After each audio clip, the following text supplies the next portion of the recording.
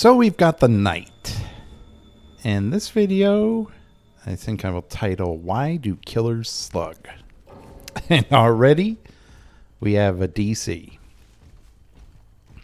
So there's no reason to play nice at all. Because survivors, it doesn't matter who they go up against, they will DC at the slightest little problem. Anything that inconveniences them, which I really don't care.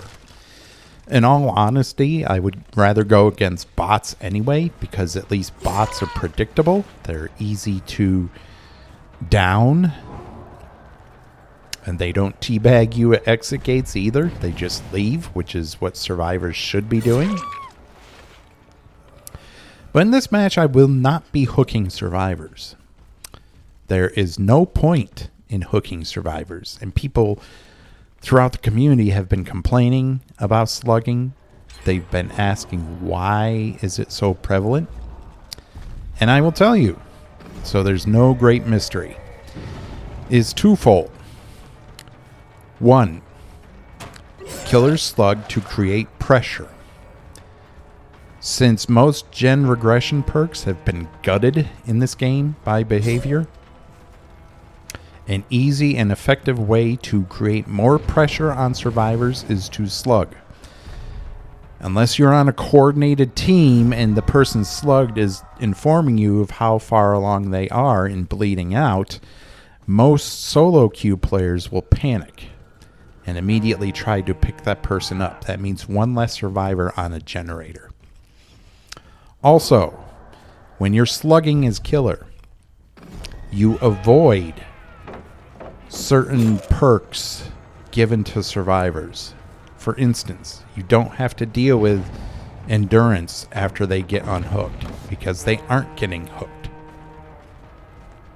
One of the biggest mistakes in this game was to give survivors base kit borrowed time, because it incentivizes slugging instead of hooking. It also negates perks like decisive strike, off the record, any kind of perk that would require unhooking to activate. So, in all honesty, unless you're going against a coordinated swift, slugging is the optimal way to deal with survivors in the state of the game as it currently is. Now that said, I won't always slug because I will tunnel. And one of the easiest ways to get a survivor out of the game early, especially if they're bad at looping, is to tunnel them out. And that is a perfectly acceptable strategy.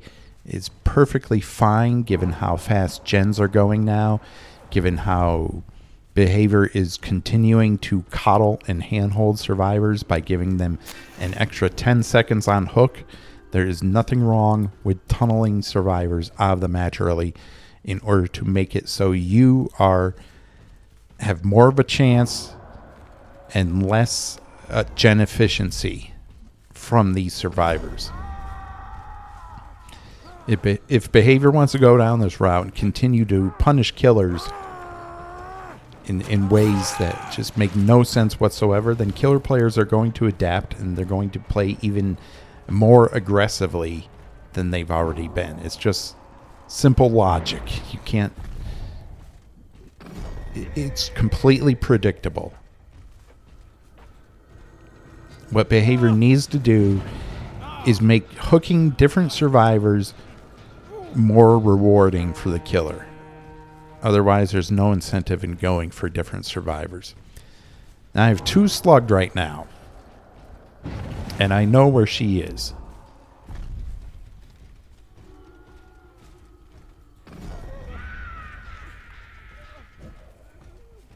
So there's no reason to pick anyone up at this point.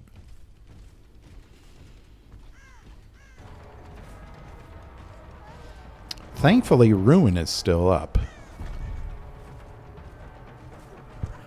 Alright, that's 3. All I have to do is find the Vittorio. Hopefully no one has Unbreakable. And this match is over. And I will not be picking them up when they're all down either. I will let them bleed out because there's always a chance of them unhooking themselves. Another freebie given to them by the developers.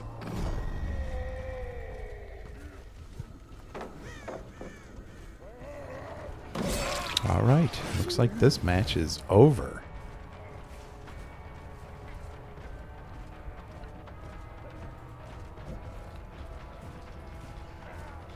Yeah, there is nothing for you here. That is it. I will just wait until they bleed out. I will mori the last person, and that will be that.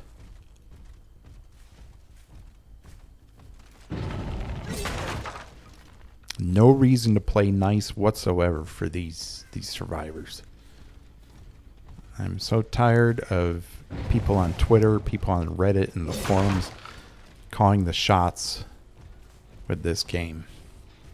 Because it's always the vast majority of Survivor players who are constantly whining to the developers. And that's why they get so many handouts. They get imbalanced maps, 5%, 10% haste getting unhooked along with endurance. I think it's 10%, maybe it's 5%. It's just ridiculous. Even at endgame, that doesn't disable, which means if you have a survivor on the hook near the door and there are at least 2 other survivors left, it's a free escape. The killer can't do anything about it. All these survivors need to do is have one person go for the unhook.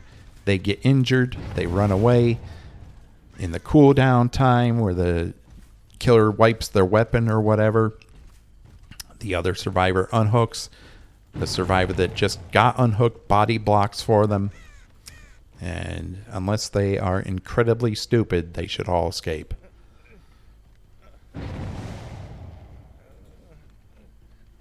And then, yet the developers have said time and time again, we don't want free escapes at endgame.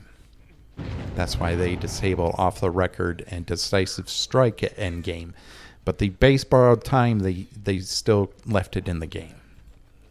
So much for not wanting free escapes. Jake is almost dead, so I will mori this guy as soon as he dies. And this is how you avoid a lot of the problematic mechanics that BHVR has added to the game when it comes to hooking survivors.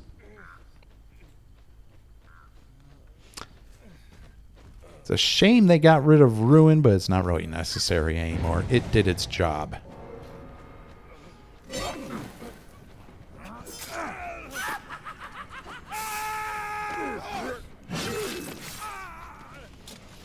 Your life has ended.